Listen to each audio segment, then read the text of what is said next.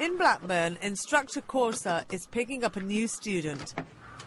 Hello, AYSHA. Assalamualaikum. She's built up a good business teaching only women. Today, 20-year-old mother of one, AYSHA, is having her first lesson. AYSHA's not brimming with confidence. Both hands on the steering. Okay. Shall I take my hand off the brake? Tiny release your brake. Take my foot off, or...? No. Slowly release. Yeah, that's it. Oh, no. Okay. And then what am I doing? You're not doing nothing, you're just holding your steering. I've got my foot. Okay. Okay, now look into this side. We're coming to this side here. Oh, just no, 1 second. Don't. Now, no, don't use your brake yet.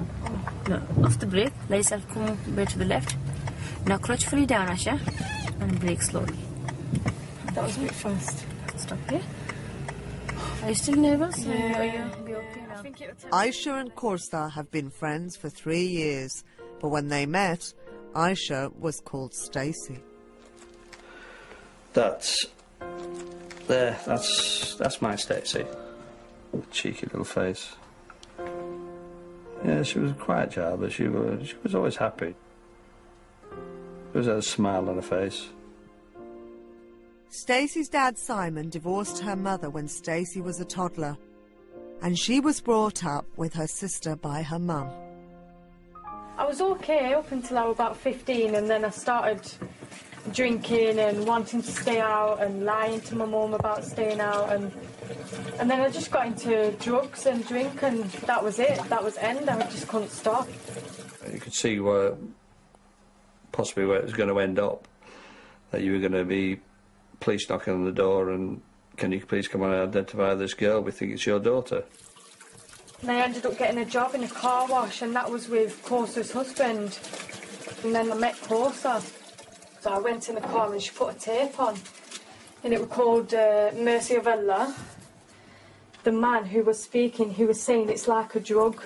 You don't know what it's like until you try it for yourself. And I had tears in my eyes, and I said to Korsa, you know, just tell me more about it. And I weren't the kind of girl to be interested in religion or anything. That's why I was so shocked. Even now, you know, I get so shocked at myself. Something that she saw in Islam struck a major chord with AYSHA and offered her the only escape that she could see from her life of drugs and alcohol. Maybe she was crying out for help, but the people around her didn't know how to help her. Maybe she just rebelled against me and her mother and listened to this stranger. Within only a week of meeting Korsa, AYSHA had turned her back on her old life and converted to Islam. But this caused an even greater rift with her already estranged mother.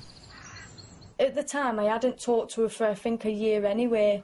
She just didn't understand, you know, and it was really hard for her. She said, don't talk about nothing, I don't want to hear it. That's who I am now, so I do want her to accept it a bit, you know, because me and my mum used to be like best mates before. AYSHA's become part of Korsa's large extended family, and Korsa now thinks of AYSHA as one of her own daughters. I'm so happy to have her as well, because I'm really happy. I think I'm really lucky to have a daughter like this.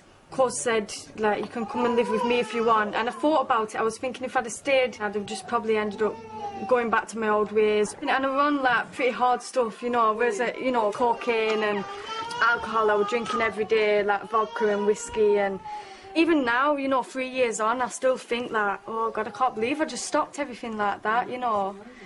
So I'm really happy and I'm really grateful to Korsa. Within a few months of converting, AYSHA had gone to Pakistan, met 27-year-old Asim and married him. Yeah, I think as well, we need to do as well. A lot of people did say, don't do it. Even Asians, they said, at the end of the day, it's two different cultures, you know, and you're just going to crash, that sort of thing. But I said, stuff it, you know, I'm happy, I feel right within my heart. Both AYSHA and Asim want to learn to drive, and there's more than a little competition between this couple as to who will get there first.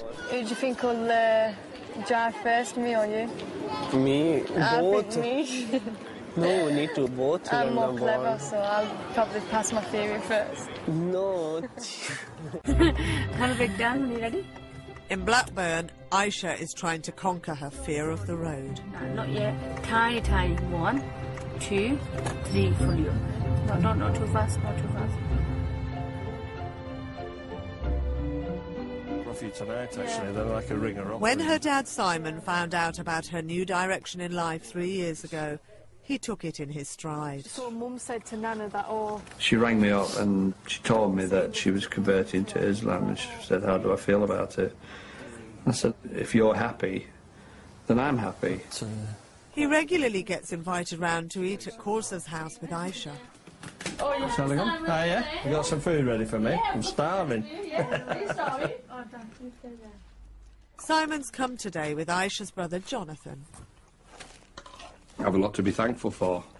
I suppose I've been given the chance to integrate more with you, to come into your family, coming to eat with you, and I've learnt quite a lot. Aisha and Corsa would usually take their veils off when they're at home with their families, but they're keeping them on while the camera is here. Like, is she wearing veil? Is that going to be like, a problem for you when she's going? No, that's all right. It's her life, she can wear what she wants. Aisha started wearing the veil a couple of months after she converted. I just had a really good feeling about it. They say that when we've died and everyone comes together, God will come to you personally, which I just found really nice. And plus, I didn't want to be walking down the street, people shouting, Stacey, you're right, come here, and I'd have just found that really hard. And it's not that I wanted to hide away, it's just, well, I don't need men to see me. Is it because you wanted to crush the Stacey side of you, you know, saying goodbye to Stacey and To tell you the truth, yeah, because I hate that part of my life.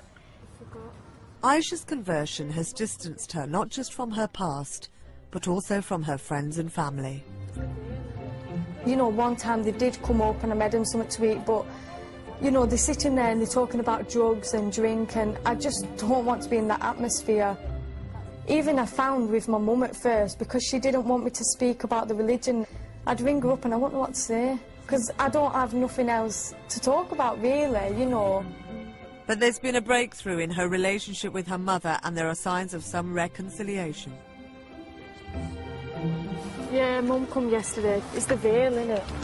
Oh, right, Yeah. Yeah, I know. She never really took to that, has she? No, well, she doesn't know I'm wearing it.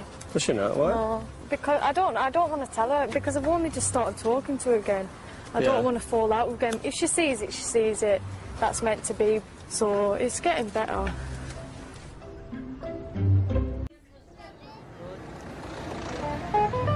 How long have you been married? 92. 92 years? No, not married 92, so about 17, 18 years, yeah. Wow, that's good, isn't it? Having helped Naz through her aversion to roundabouts, Lynn is throwing new challenges at her. Right, now, this is exceptionally narrow. You're going to do a turn-it road. If you can do one here, Naz, you can do one anywhere. This is narrower than you've ever done, so don't rush. Looking left, left shoulder, left. Good. That's lovely, Naz. Really good. Remember, this is a really hard one. Don't be frightened. Oh, hey, tip your clutch. This is a good one, Naz. And straighten up. Carry on like this and we'll be talking test. Ooh. Despite her empathy with Naz, there is still a barrier that Lynn's struggling to overcome. I don't believe with the full mask, the burqa. I just couldn't learn somebody to drive with one on. I wouldn't feel comfortable. I don't believe in any form over the face or eyes, and it would have to be really, really good not to be able to turn and lose some of your vision. I think driving is bad enough to start with.